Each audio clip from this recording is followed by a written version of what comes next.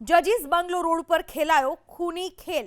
NRI ટાવરમાં મોડી રાત્રે પત્નીને મોતને ઘાટ ઉતાર્યા બાદ પતિએ પણ કરી આત્મહત્યા।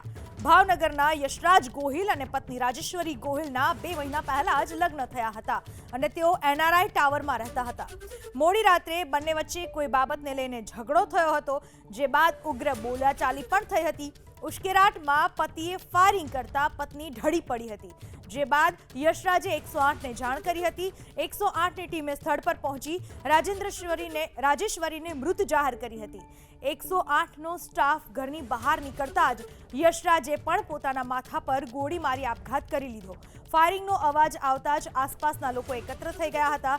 સ્થાનિકોએ તુરંત પોલીસને જાણ કરતા ક્રાઇમ બ્રાન્ચ સહિતનો કાફલો ઘટના સ્થળે પહોંચી બંનેના મૃતદેહને પોસ્ટમોર્ટમ માટે ખસેડ્યા। હાલમાં પોલીસે ઝઘડાનું કારણ જાણવા તપાસ શરૂ કરી છે।